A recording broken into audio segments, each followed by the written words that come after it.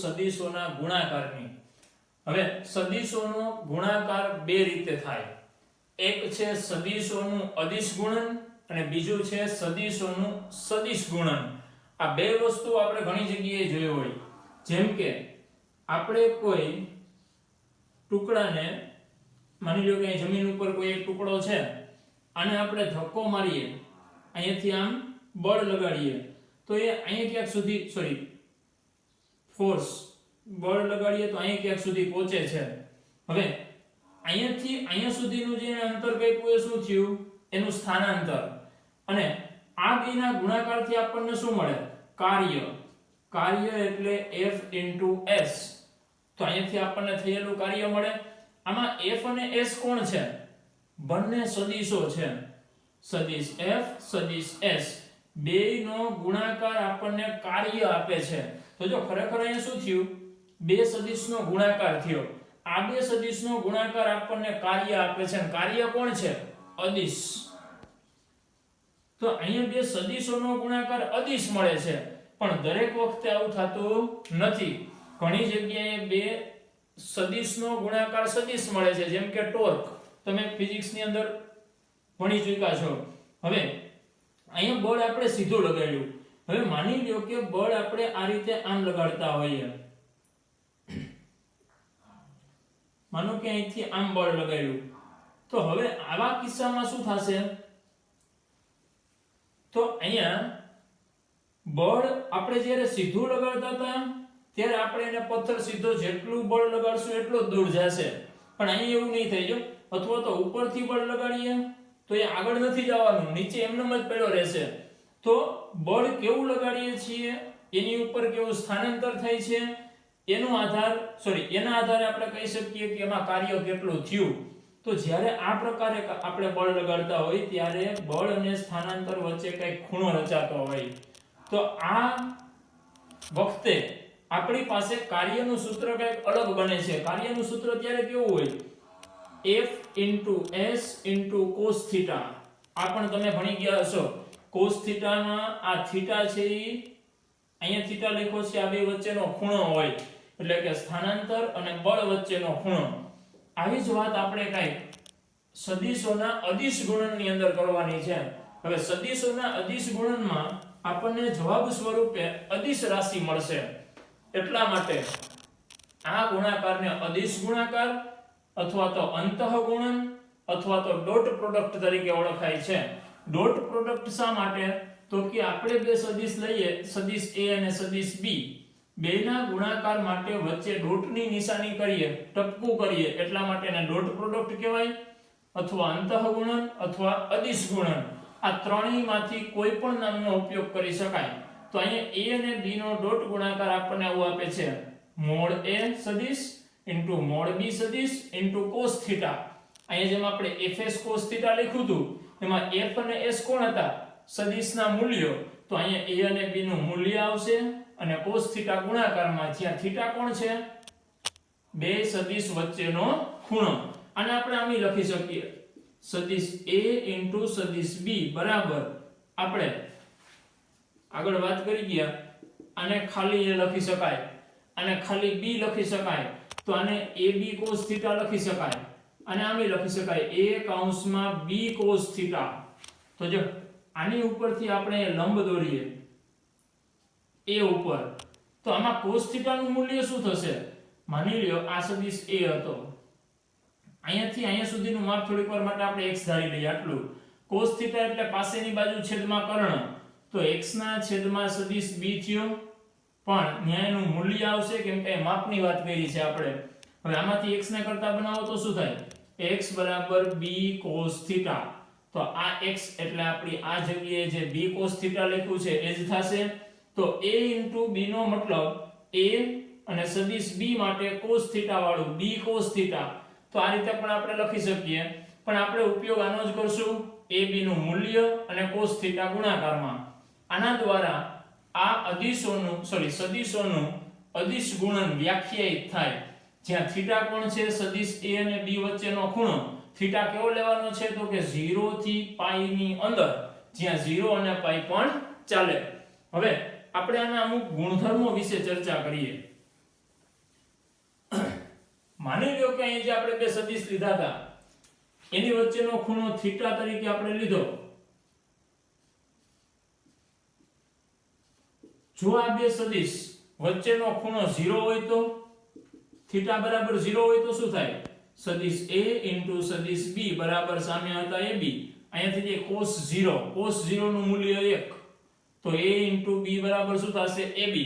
હવે અહીંયા સામે જે આપણને જવાબ મળે છે એમાં આ માત્ર મૂલ્ય છે, આ પણ મૂલ્ય છે અને cos θ પણ મૂલ્ય જ આપે. એનો મતલબ એમ કે a * b એ કોઈ વાસ્તવિક સંખ્યામાં આપણને જવાબ આપે છે. હવે આ બેના ગુણાકારમાં આ બેનો ગુણાકાર 0 ક્યારે થશે તો એની વાત આપણે કરીએ. અહીંયા જવાબ 0 ક્યારે આવી શકે? જો આમાંથી a 0 હોય તો સદિશ a 0 હોય તો શું થાય? એનું મૂલ્ય 0 થાય. જો એનું મૂલ્ય 0 હોય તો આખો ગુણાકાર 0 થઈ ગયો. તો જો a સદિશ 0 હોય તો આખાનો જવાબ 0 આવી શકે, અથવા સદિશ b 0 હોય તો પણ આખાનો જવાબ 0 આવી શકે, અથવા cos θ 0 હોય. આ ત્રણમાંથી કોઈ એકનું મૂલ્ય 0 હોય ત્યારે આપણને a * b બરાબર 0 જવાબ મળી શકે. તો આવું ક્યારે થશે? તો એના માટે આપણે લખ્યું સદિશ a બરાબર 0 સદિશ અથવા b બરાબર 0 સદિશ તો a * b 0 થાય. આ આપણે આ બેની વાત કરી. હવે આવું ક્યારે બને? cos θ 0 ક્યારે હોય? જ્યારે θ 90 હોય. એનો મતલબ એમ કે બે સદિશ જો આ રીતે હોય, આ વાત થઈ આના જેવી. માનો કે આપણે નીચે કોઈ પદાર્થ રાખેલો હોય અને આપણે એને આમ ધક્કો મારવો હોય પણ બળ ઉપરથી લગાડતા હોય તો એમાં એમાં કાંઈ કાર્ય થશે નહીં. તો એનો જવાબ આપણને શું મળશે? 0. ક્યારે? જ્યારે આની વચ્ચેનો ખૂણો 90 હોય. તો એના માટે આપણે લખ્યું જો a અને b શૂન્યતર સદિશો હોય તથા a * b બરાબર 0 હોય તો જ a અને b સદિશ બે કેવા હોય? લંબ હોય. અહીંયા શૂન્યતર સદિશ શબ્દ વાપર્યો એનો મતલબ એમ કે આ બેમાંથી એકેય 0 નથી. બેમાંથી એકેય 0 નથી છતાંય 0 જવાબ આવે ક્યારે? cos θ 0 હોય. cos θ 0 ક્યારે હોય? બે સદિશ એકબીજાને લંબ હોય. તો જ્યારે બે સદિશ લંબ હોય ત્યારે એનો ડોટ ગુણાકાર કેવો થશે? 0. હવે ઉપરની ચર્ચા પરથી આપણે આની વાત કરી શકીએ. જો i * i એનો મતલબ શું થાય? i કેરેટ કોણ છે? x અક્ષની દિશાનો એકમ સદિશ. તો આની અંદર આપણે કિંમત મૂકીએ સદિશ i કેરેટ અહીંયા i નું મૂલ્ય 1, અહીંયા પણ i નું મૂલ્ય 1. i * i બે વચ્ચેનો ખૂણો કયો હોય? બે x અક્ષની દિશામાં છે તો એનો મતલબ એમ કે બે વચ્ચેનો ખૂણો 0 અને cos 0 નું મૂલ્ય 1. તો જવાબ શું આવશે? 1. એવું જ j * j માં થાય, એવું જ k * k માં થાય, બધાયનો જવાબ કેવો આવશે? 1. હવે i * j માટે વાત કરીએ તો i અને j આ x અક્ષને દિશામાં એકમ સદિશ, આ y અક્ષની દિશામાં એકમ સદિશ, બેનું મૂલ્ય 1. cos θ i અને j x અને y અક્ષ એકબીજાને લંબ હોય તો બે વચ્ચેનો ખૂણો 0 હોય તો 90 હોય તો cos 90 નું મૂલ્ય 0. તો આનો જવાબ શું આવશે? 0. એ જ રીતે j * k, એ જ રીતે k * i આ ત્રણેયના ડોટ ગુણાકાર 0 હોય. જો એકની એક વસ્તુ રિપીટ થતી હોય તો એનો ગુણાકાર 1 થાય. હવે અહીંયા બે સદિશનો ગુણાકાર આપણે a * b લખીએ અથવા તો b * a લખીએ તો અહીંયા ખાલી b * a થાય પણ ગુણાકારમાં કાંઈ ફેર પડશે નહીં. એટલે કે આ બેનો જવાબ સરખો મળે એટલા માટે એને સમક્રમી કહેવાય. સમક્રમીનો મતલબ કે ક્રમના નિયમનું પાલન કરે. આ બેને આડાવડા કરો જવાબમાં કાંઈ ફેર પડશે નહીં. એ જ રીતે વિભાજનનો નિયમ a સદિશ ડોટ b + c. તો જેમ આપણે આગળ કૌંસ છૂટા પાડતા વિભાજનના નિયમ મુજબ તો આમાં પણ વિભાજનના નિયમનું પાલન થાય. પેલા સદિશ a નો ડોટ ગુણાકાર b સાથે, પછી સદિશ a નો ડોટ ગુણાકાર c સાથે અને વચ્ચે પ્લસ હોય તો પ્લસ, માઈનસ હોય તો માઈનસ. હવે જો આપણને સદિશ a અને સદિશ b આ સ્વરૂપમાં આપ્યા હોય તો એનો ડોટ ગુણાકાર કેવો થાય? હવે અહીંયા આપણી પાસે બે વચ્ચેનો ખૂણો નથી. જો ખૂણો હોત તો આપણે આ સૂત્ર વાપરી શકીએ, પણ અહીંયા બે વચ્ચેનો ખૂણો આપણી પાસે નથી. તો શું કરવું? તો એના માટે આપણે કાયદેસર ગુણાકાર કરી શકીએ. બેને આપણે અહીં કિંમત મૂકતા જઈએ. a1i + a2j + a3k dot b1i + b2j + b3k કૌંસ છૂટા પાડીએ. આનો ગુણાકાર 3 સાથે થશે તો અહીંયા a1i * b1i આનો નાનો ગુણાકાર થયો પ્લસ આનો ગુણાકાર આની સાથે a1i * b2j વત્તા આનો અને છેલ્લાનો ગુણાકાર a1i * b3k. એ જ રીતે a2 નો 3 સાથે a3 નો 3 સાથે થશે. હવે એ કરતા પહેલા આપણે ખાલી આટલાની જ વાત કરી લઈએ. પહેલા a1 નો ગુણાકાર બીજા આખા કૌંસ સાથે કર્યો તો એનું પરિણામ શું મળે? a1 b1 i * i આવશે ને? તો i * i બરાબર શું છે? 1.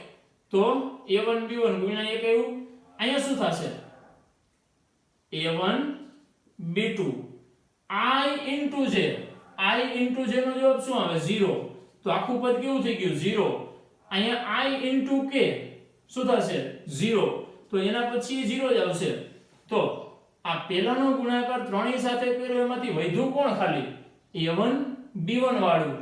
હવે આપણે આનો ગુણાકાર a2j નો ગુણાકાર આની સાથે કરશું. j i 0 j તો આ પદ આવશે. જો કયું?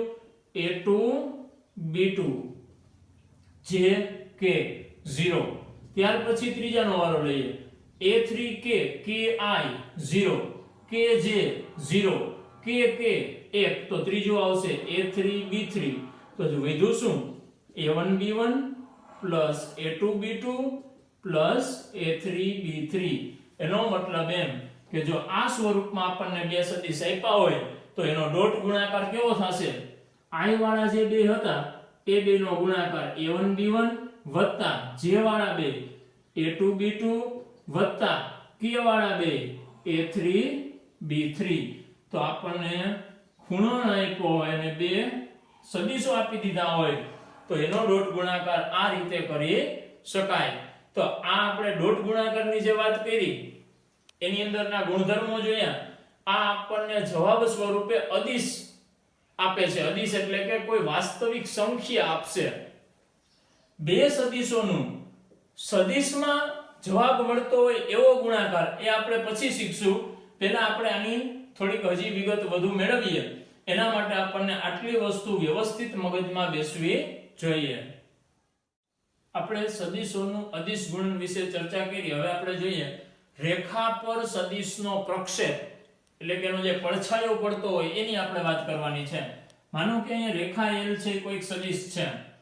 AB સદિશ આપ્યો છે. આ AB સદિશનો પ્રક્ષેપ એટલે આપણે ઉપરથી જો લાઈટ ચાલુ કરીએ તો એનો પડછાયો કેટલા વિસ્તારમાં પડશે? તો કે અહીં લંબ દોરીએ A થી C સુધીના ભાગમાં પડે. તો આ પડછાયો બતાવતો સદિશ કોણ હશે?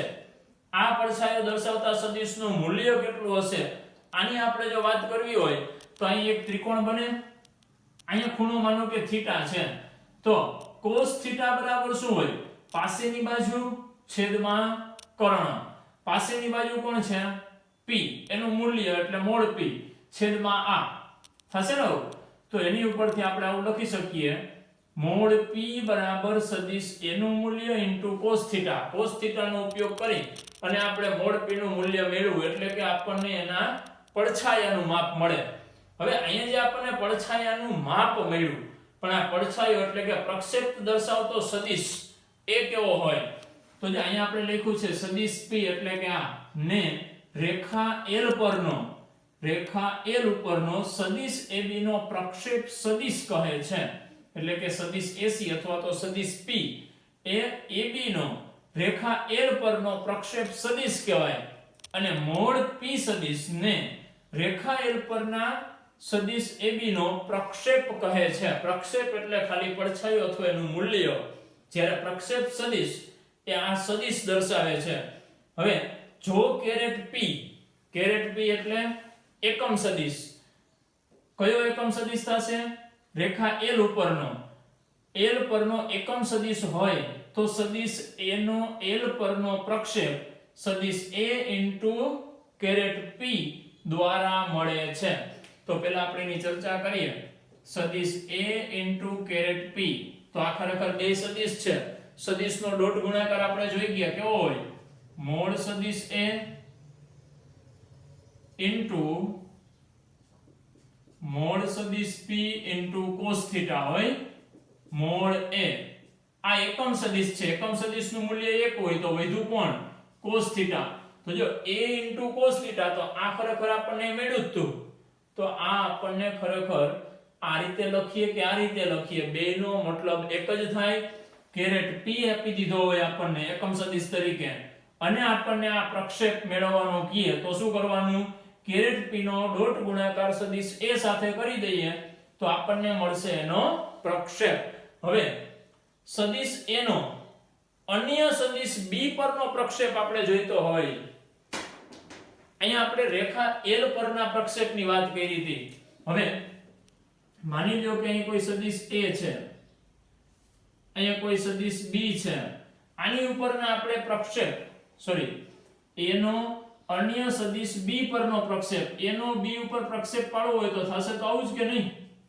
તો અહીંયા આપણે જ્યાં કેરેટ p લીધા હતા એની જગ્યાએ આમાં શું હશે? Caret b. તો આમાં શું થશે?